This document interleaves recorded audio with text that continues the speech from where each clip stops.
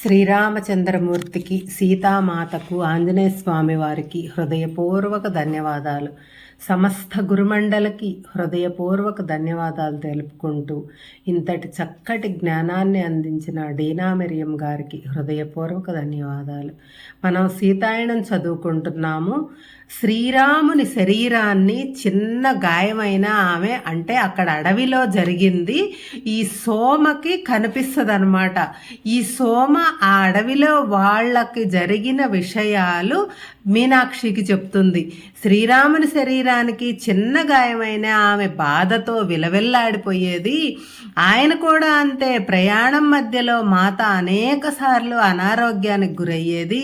మరి ఎండ, రాళ్ళు, మట్టి, మరి ఆ చెట్లు, వాటిల్లో అన్నిట్లో నడవాలి కదా, అందుకని పాపం అలా బాధపడేది. మొదటిసారి ఆమె దానిని దాచి ఉంచాలని ప్రయత్నించింది.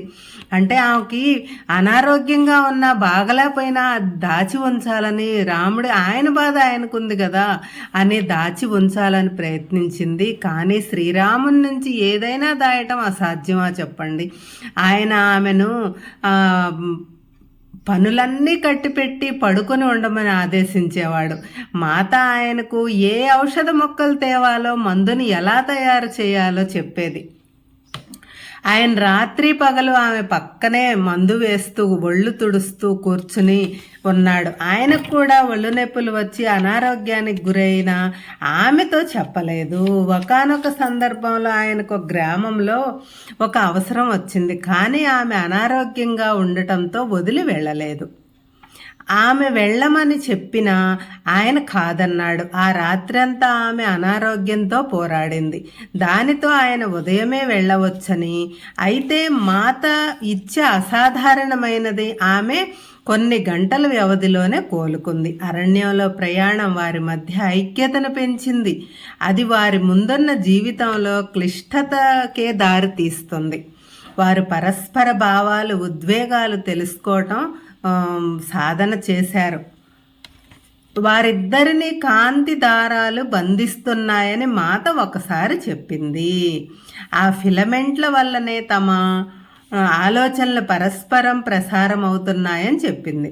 వారు ఒకే ఆభరణపు భిన్న కిరణాల వంటి వారు. వేర్పాటు అన్న మాటే లేదు. అపహరణకు గురి అయ్యే వరకు అయితే అది కూడా వికాసంలోని అనివార్య భాగమే. సోమ ఇంకిక్కడ ఆగి మౌనంలోకి వెళ్ళింది. సోమ చెప్తూనే మౌనంలోకి వెళ్ళింది. ఆమె కళ్ళు మెల్లగా మూస్తుపోయాయి. మళ్ళీ ఆమె ధ్యాన స్థితిలోకి వెళ్ళిందని వీళ్ళు గ్రహించారు. మేము 1 గంట ఎదురు చూసాము, కానీ ఆ తరువాత ఆమె వెంటనే ఆ స్థితి నుంచి బయటకు రాదని గుర్తించాము. మా అమ్మ మేము వెళ్ళే సమయం దగ్గర పడుతుంది అని సూచించింది. మేము మౌనంగా నిష్క్రమించాము. మేము ఆశ్రమ కుటీరం చేరే వరకు అమ్మ ఏమీ మాట్లాడలేదు. అందుకు ఆమెకు నేను కృతజ్ఞతలు తెలిపాను. ఎందుకంటే నాకు మాట్లాడే అభిలాష లేదు. ఒక్క రోజులో నా ప్రపంచం తలకిందులైపోయింది. సోమ చెప్పింది నాకు అర్థం కాకపోయినా అయోధ్యలో మాకు తెలిసింది అర్ధ సత్యమేనని గ్రహించాను. మాకు తెలియనిది ఎంతో ఉంది. సోమ తన జ్ఞానం పంచుకోవటం మొదలుపెట్టింది. ఆశ్రమానికి వెళ్ళి మా అమ్మ పడుకుంటే నేను ఆమె వైపు చూసి, అమ్మ ఏం ఆలోచిస్తున్నావు అన్నాను. ఆమె కళ్ళు తెరిచి, మనం ఎంత అదృష్టవంతులం, సోమను కలిశాము. ఆమె చెప్పింది విన్నాక ఎంతో ప్రశ్నించాలనుకున్నాను, కానీ మనం విన్నదానిని వర్ణించటం కూడా నాకు రాదు.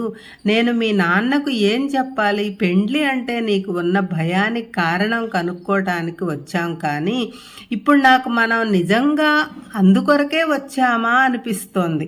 మరి నువ్వేమనుకుంటున్నావు అంది. నేను ఆమె పట్ల చెప్పలేనంత ప్రేమను, అనుభూతి చెందుతున్నాను.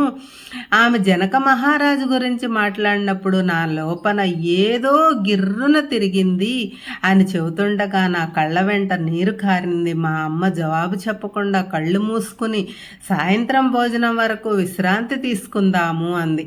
ఆశ్రమంలో సాయంత్రం భోజనం చాలా సాదాగా ఉంటుంది.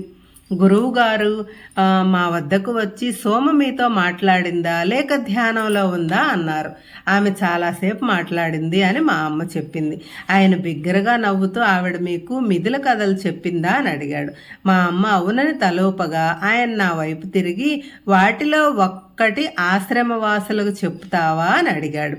వారికి తరచూ సోమను కలుసుకునే అవకాశం ఉండదు, వారు ఇక్కడ ఏదో పనిలో నిమగ్నమై ఉంటారు అన్నారు. నేను కరువు కాలంలో మహారాజు పరివార కృత్యాల వారి కోసం ఉంచిన ఆహారం పంచటం గురించి అత్యాశ వల్లనే కొరత వస్తుంది అని ఆయన చెప్పిన విషయాలన్నీ నేను విన్నది చెప్పాను. ఆయన చెప్పింది సత్యం నిర్ధారించారు ఋషి. అధిక సంపద బీదవారికి దారితీస్తుంది, అధిక సంపద బీదరికానికి దారి తీస్తుంది. అది ప్రకృతి వనరులను నిరోధిస్తుంది. ఒకచోట అతిగా కూడబెట్టబడితే మరొక చోట కొరత ఏర్పడుతుంది. ఒకానొక నది ఆటంకాలు లేకుండా ప్రవహిస్తే అవసరం కొద్దీ ప్రతీదీ పంచబడుతుంది. ఏదైనా విరోధం ఏర్పడితే ఎక్కడైనా అతిగా ఒండ్రు పేరుకుపోతే ప్రవాహం నిరోధించబడి అనారోగ్యానికి దారితీస్తుంది. అది మనలో చాలామంది ఇంకా నేర్చుకోని ప్రకృతి సత్యం. జంతువులకు ఈ సత్యం తెలుసు అనుకుంటూ అందుకే అవి అవసరానికి మించి తీసుకోవు. వాటికి అత్యాశ తెలియదు. మనం మనుషులం ఈ ప్రమాదకర లక్షణాన్ని ప్రదర్శిస్తాం. జనకరాజు చాలా వివేకవంతుడు. ఆయన ప్రకృతి నియమాలను చక్కగా అర్థం చేసుకొని తన సామ్రాజ్యాన్ని తన నియమాల ఆధారంగా నిర్మించాడు. ఆయన శక్తి కంటే జ్ఞానానికి విలువ ఇచ్చాడు. సంవత్సరాలు గడిచే కొద్దీ ఆయన రాజ్యం బలహీనపట్టాన్ని మనం చూస్తున్నాం. ఎందుకంటే భవిష్యత్తులో జ్ఞానం అన్నది అత్యంత విలువైన అంశం కాదు, శక్తియే విలువైనది. సీత మనకు బోధించిన ముఖ్య విషయాలలో ఒకటి ప్రకృతి నియమాలు తెలుసుకుని వాటికి అనుగుణంగా జీవించమని. అందుకే ఆమె తన కుమారులను ఇక్కడ పెంచింది. దాని వలన వారు ఈ జ్ఞానం పొందగలరు అన్న భావంతో వారు రాజమందిరంలో అన్ని సౌకర్యాల మధ్యలో ఉండటం కంటే ఇక్కడ పెరగటాన్నే ఎంపిక చేసుకుందామే. తన తండ్రి ఏర్పరిచిన దారిలో నడవటం ఆమెకు తెలుసు. తను వచ్చిన తర్వాత జ్ఞాన సముపార్జన కోసం ఆయన ఆశ్రమవాసం గడపటం ఆమెకు జ్ఞాపకం ఉంది.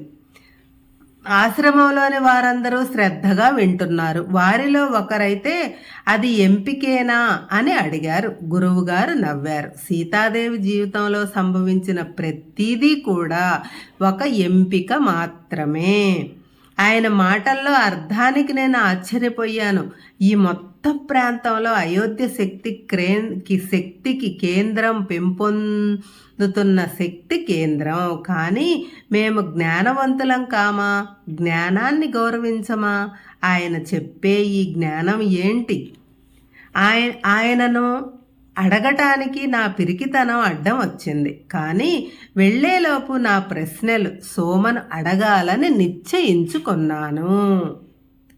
సోమ కథ ఇంకది మళ్ళీ తర్వాత చెప్పుకుందాం. జై శ్రీరామ్.